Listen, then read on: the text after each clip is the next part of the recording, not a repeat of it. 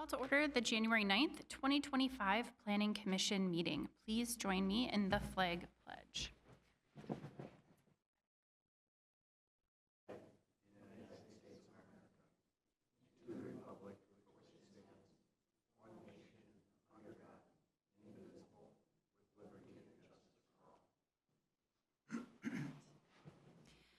Ms. Erickson, will you please do a roll call of members?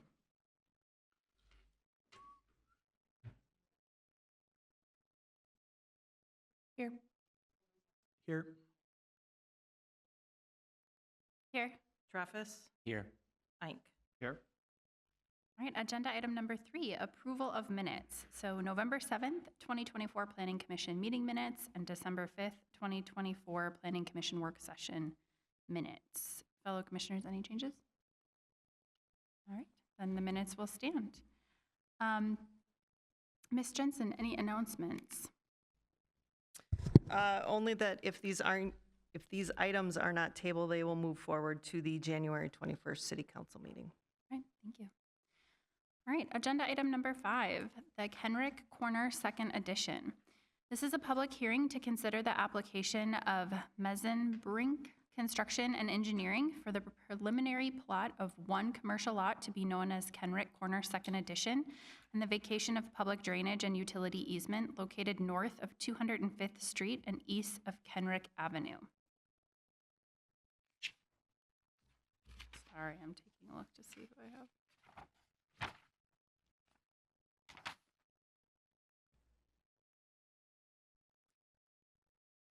Is there anyone here to present for that project? I don't have, oh, I do, I'm so sorry.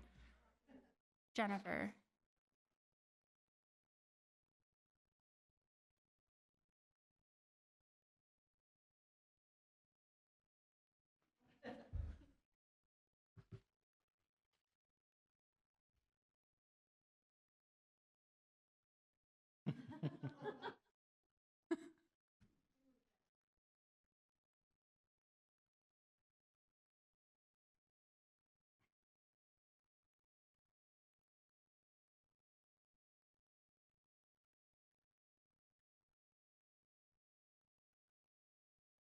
Hi. Hi. Good evening. Members of the commission, it's very nice to be with you this evening. I have no idea what was said before I walked in. Anything? Very short? Okay. So my name is Jennifer Haskamp. I am the owner of Camp Real Estate and Development. I work with Brink Construction and Engineering, who is the applicant this evening. They are proposing to essentially replat an outlot for purposes of building and developing a multi-tenant commercial retail space. So the property is about 1.6 acres. The land use and the zoning are both commercial. So from that perspective, what they're proposing to do is consistent with what the current guiding and zoning is for the property. It was an outlot that was the subject of a development agreement and a master planned area prior. It never got built on, never was constructed. There were some improvements that were made, primarily landscape buffering that was required as part of that initial process. Those trees are actually mature at this point, which is great. We intend to keep the majority of those and then add to it. So the project itself is about a 9,600 square foot building. We are proposing at this time that there would be 2 users, so they would essentially be on either end of the project. Each of them would have their own parking lot associated with them as well, although obviously overflow could go in either, because you can tell the parking lot on what would be the east is a slightly larger parking lot because that tenant space is proposed to be slightly larger. So with that, let's see here. We skipped really quickly. From a construction building perspective, I think that it fits the character that is in the city of Lakeville today, especially with some of your newer retail commercial spaces. The majority of it is proposed to be a black brick construction material consistent with your material requirements. And so Brink does quite a bit of development in this area. And so obviously we've designed something that hopefully fits within what you were hoping would be here. So for that, very short and sweet. And I'm just glad I kind of made it. It was close, so close. Thank you. So anyway, with that, I will turn it back over. Thank you. Thank you. Good evening, commissioners. Just wait on. Jack, can I get my PowerPoint? Nope, not that one.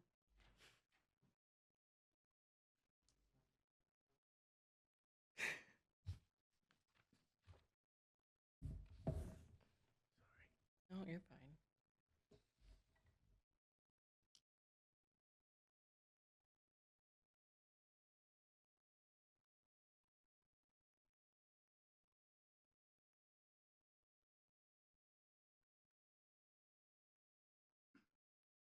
Thank you.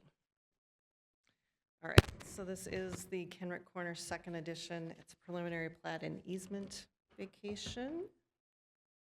It is located north of 205th Street, east of Kenrick Avenue. If you're familiar with the Porterhouse Restaurant, it is just north of that location.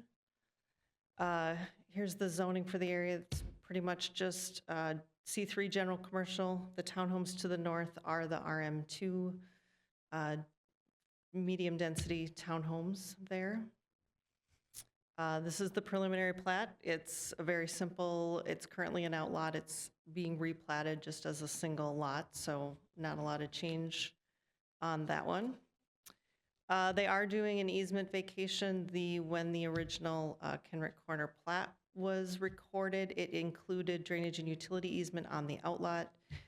In order to keep the title clean as we record the new plat, we're having them vacate this easement and they will be rededicated with the final plat. So there's no change in easement there.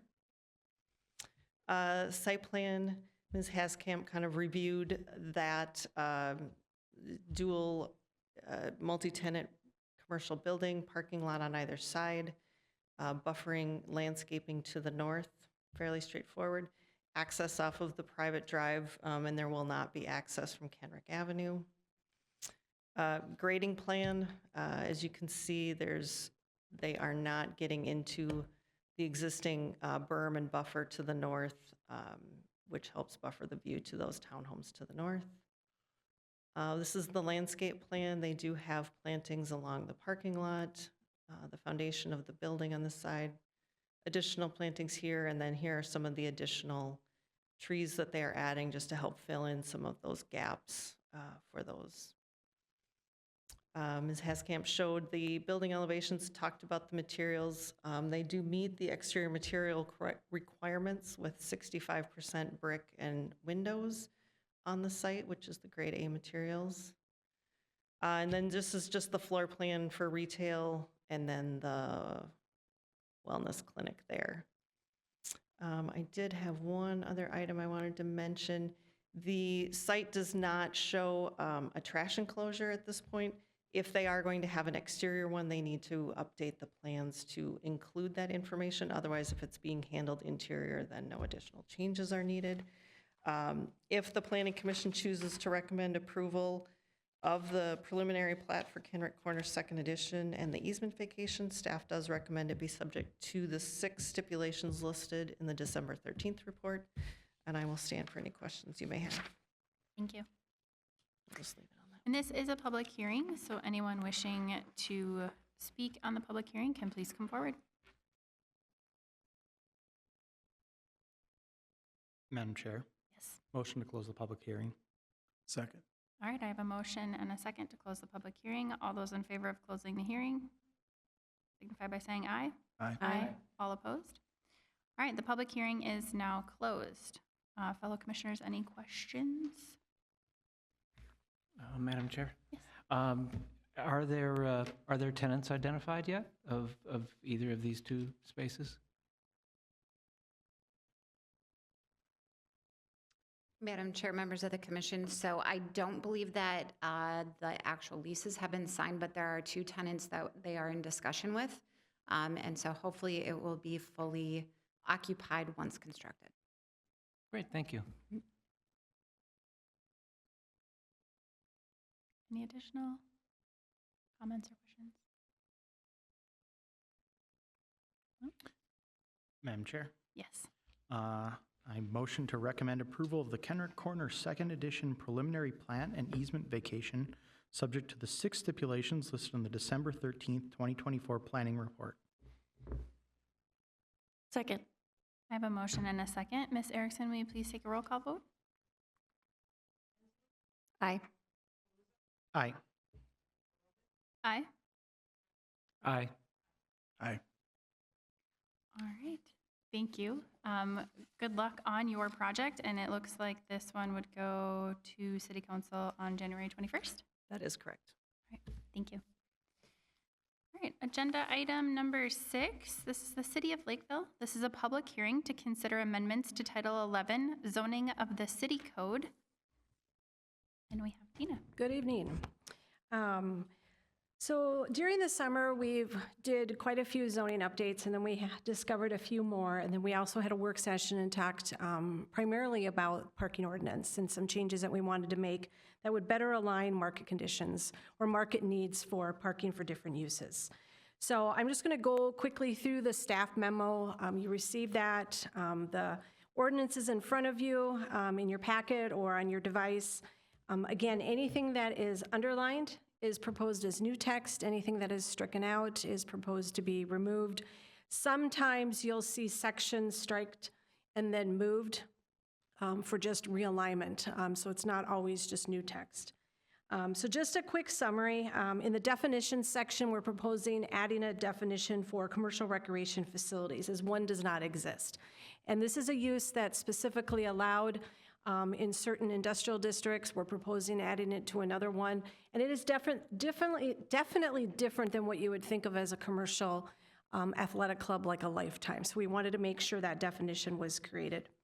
Then within the parking section, which is the bulk of this update, we went through and identified certain uses and adjusted the parking accordingly based on our own research, input from our planning consultant, Dan Licht, as well as just understanding what we're seeing in the market, what the demand has been, and trying to adjust to that accordingly. So that's the bulk of the changes. And then we had some amendments to the sign code. We have some major parks and wonderful facilities being created in the city of Lakeville, and they have a need for additional signage, both from just a standpoint of helping people get to and understand where these facilities are located, but also for sponsorship reasons. So we need a little bit more signage allowed. So specifically, we want to add freestanding signage in the Grand Prairie Park, as well as additional wall signage for the permanent pavilion at the new permanent pavilion at the Hasse Arena, as well as in the Grand Prairie Park. So the Grand Prairie is looking for a second monument sign. There's one that will be located on Cedar Avenue, and they are looking for a second one to be positioned on Hamburg Avenue. That one doesn't meet the letter of the law because it's not on a major collector or arterial street. So we want to create an exception because it's a community park. We feel that kind of park is deemed, is warranted really for having that additional signage. And then additional wall signage is proposed again on the new pavilion and then on the Grand Prairie grandstand, so that new baseball grandstand. So hopefully you've all seen, I was looking for one today to throw up on the screen. I didn't find one late this afternoon, but hopefully you've all visualized that park. And there's a major grandstand, and on the south wall of that, they want to have the sign for that as well as the sponsorship. So we believe all of that is reasonable, and we made these exceptions specifically to community parks and the special use parks. Then within the M2 mixed-use Cedar Corridor District, we found a discrepancy. This ordinance allows for multifamily with a conditional use, and then it has certain standards, one of which is a standard for area, the area requirement. And so right now, it reads at 1,675 square feet per unit, which meets the low density for that range, but the comp plan for this zoning area, or the land use that this zoning area falls under, stipulates between 26 and 40 units. So we need to address that range. So we're proposing changing that 1675 to 1100 to meet the comprehensive plan. Within the I-1 light industrial conditional uses, we received a couple of inquiries to allow limited outdoor storage for auto repair uses. Right now, that use is allowed as a conditional use, but all the vehicles have to be stored inside. So the amendment includes quite a few conditions to really limit this, but to allow some outdoor storage, provided it's not visible from a principal arterial, provided that it's not more than 20% or 10,000 square feet of the lot area, screened and so forth. So we think those are enough conditions to allow that, but on a very restricted basis in the I-1, again, as a conditional use. And then in the I-2 section for conditional uses, we're proposing adding that commercial recreation facilities. This is something that we allow as a conditional use in the I-1 district. We've received some inquiries in the I-2. We've kind of held off, but we do have some older buildings that could benefit from this change, and so we're asking to add that with the same standards that are in the I-1, so both those districts have that flexibility. And then finally, in the I-3, under administrative uses, the MAC has submitted building permit plans for a remodel for their maintenance building. So if you've not been to the airport where the flight school is located, there's a maintenance building, they're remodeling that, and they need to create a sleeping quarter. So when we have snow events, the MAC staff is able to stay overnight. And so that's technically not allowed currently in the ordinance, so we need to add that provision to the ordinance. So that about sums up what is included in this. Again, this kind of ends the 2024 zoning updates. Staff apologizes that it took so long, but we've been quite busy in our office. We need to get ready for the 2025 update. But if you have any questions, I would be happy to answer them. Thank you. And this is a public hearing, so anyone wishing to speak on this agenda item can please come forward.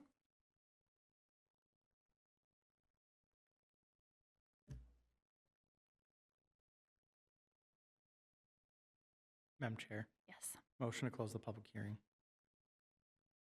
Second. All right, I have a motion and a second to close the public hearing. All those in favor, please say aye. Aye. Aye. All opposed? All right, the public hearing is now closed. Fellow commissioner. Good Road, just for the public, can you kind of like outline what some examples of the commercial recreation facilities might be? Yeah, so some of the, we've received some proposals for indoor playgrounds, indoor pickleball courts. There could be an indoor, any kind of indoor training facility for sports. So youth or adult, there's facilities across the cities that are geared solely to baseball or solely to hockey.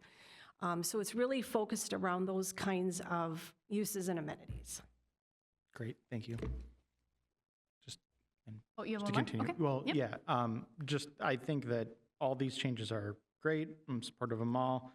I am especially kind of excited about that one. I hope that we do get more people wanting to come in and develop that stuff. I know there's definitely a desire amongst members of the community that I've talked to for more indoor options during the winter, especially for young children, so. Yep. Thanks to the staff for all their work on this. All right, any additional questions, comments? Oh, that looks like we're ready for a motion. Make a motion to recommend approval of the amendments to Title 11 of the zoning ordinance of the city code. Second. I have a motion and a second. Ms. Erickson, will you please take a roll call vote? Aye. Aye. Aye. Aye. Aye. And this goes to city council too, right? January 21st. All right. Awesome. All right, agenda item number 7. Well, we have some very special guests with us tonight. We were not able to have the Planning Commission have an opportunity to celebrate the retirement of Frank Dempsey. So he is here. Come on up, Frank. And we have here, and we've asked Daryl to make some comments on on behalf of staff in the city, and then welcome any of you to make any comments that you would wish. And then on your screen is a map that Chris prepared along with our GIS team to represent all of the projects across the city that Frank touched. It's overwhelming, the amount of impact that he's had on this city that we all love. I think Daryl can probably jump into this and explain this map a little bit more, but we are thrilled with all the contributions that Frank provided over his 35-plus years. Thank you.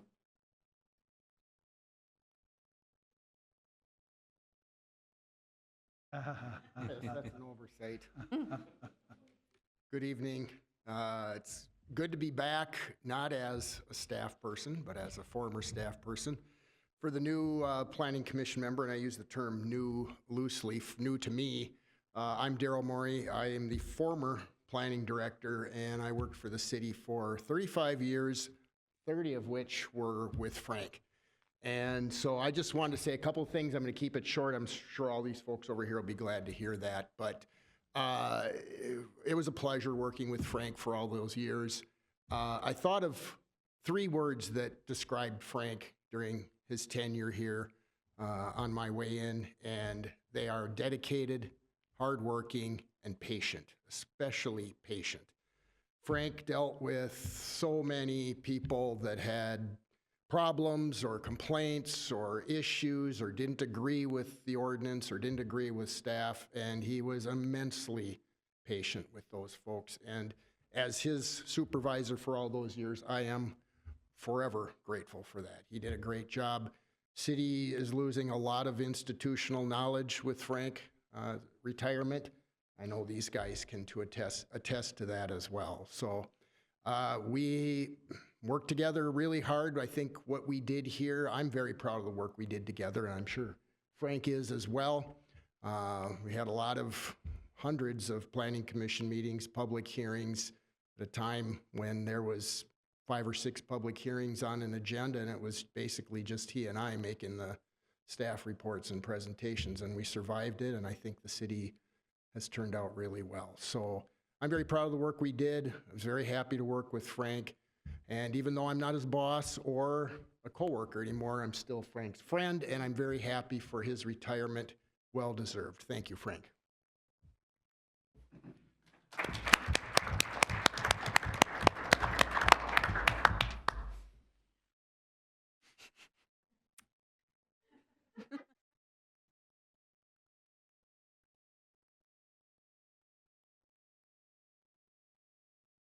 Getting out of bed, I'm serious, and it happened yesterday, but it goes away rather quick. Well, anyway, I didn't expect this. It's nice to see it, this chance to see everybody again, and I really didn't. Maybe it's good that I didn't have any preparation to share my thoughts, but Daryl kind of mentioned a little bit what my philosophy was, and I always enjoyed, and I guess I do take pride in working in difficult situations with people that are difficult in terms of having expectations or trying to understand how things are planned. And this is a growing city. It has been the whole time I've been here.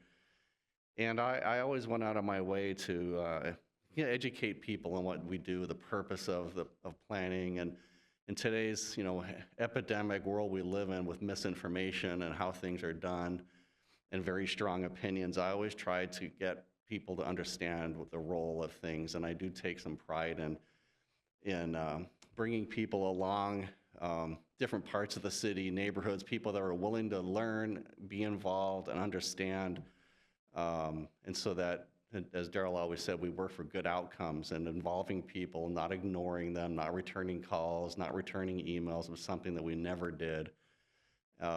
And I got to tell you, when I've had dealings with other cities, that's not always the case. Sure, we're always busy, and they're busy too. But we always made an effort to make sure people are heard, your calls are returned, and so I hope that's sort of the legacy I left with the department is making sure the public understood that we're working on their behalf, and that's important that they're involved. So anyway. Thank you. It's been really nice working with everybody, every one of you, and I know planning commissioners over the years through neighborhood interest situations, land use questions, projects, building additions, all that kind of thing. And that goes from the mayor on down, the different projects they've worked on. And I always like that. Never know what's going to happen when you walk in one day and what your job's going to be dealing with. So thank you, everybody.